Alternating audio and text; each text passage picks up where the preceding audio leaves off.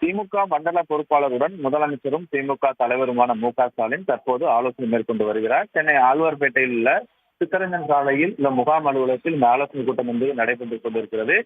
குறிப்பாக தமிழகம் முழுவதும் மண்டல ரீதியாக பொறுப்பாளர்கள் என்பது நியமிக்கப்பட்டிருந்தார்கள். அதாவது மாவட்டங்கள் தோறும் நியமிக்கப்படுவதற்காக 8 மண்டலங்களாக பிரிக்கப்பட்டு நியமிக்கப்பட்டிருந்தார்கள். அதில் குறிப்பாக துணை முதலமைச்சர் உதயநிதி ஸ்டாலின், அமைச்சர்கள் ஏவா வேலு, கே.ஏ. நேரு, சக்கரபாணி, எம்.ஆர்.கே. பன்னீர்செல்வம், கனிமொழி, ராசா, செந்தில் பாலாஜி உள்ளிட்டோர் பங்கேற்றிருக்கிறார்கள். தொடர்ந்து தமிழகம் முழுவதும் மண்டல பொறுப்பாளர்களை பொறுத்தவர்களை நிர்வாகிகளை சந்தித்து தேர்தல் பணிகள், தற்போது இருக்கக்கூடிய சூழல், வாக்காளர் சேர்க்கை உள்ளிட்ட பல்வேறு விஷயங்கள் குறித்து தொடர்ந்து விவாதிக்கப்பட்டு வருகிறது.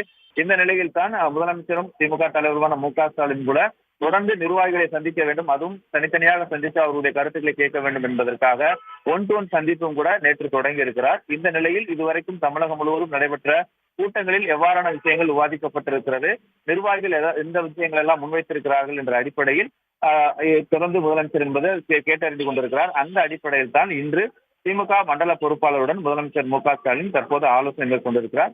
இந்த ஆலோசனையில் அடுத்த கட்டமாக தேர்தல் பணிகளை தீவிரப்படுத்துவது, அதிலும் குறிப்பாக 20ஆம் தேதி உறுப்பினர் சேர்க்கையை அதிகரிக்க வேண்டும், அந்த பணிகளை தொடங்க வேண்டும் என்ற அறிவுறுத்தல்கள் வழங்கப்பட்டிருக்கிறது. அதன் அடிப்படையில் இந்த ஆலோசனை கூட்டம் நடைபெறுவதாகவும் தகவல் வெளியாகியிருக்கிறது.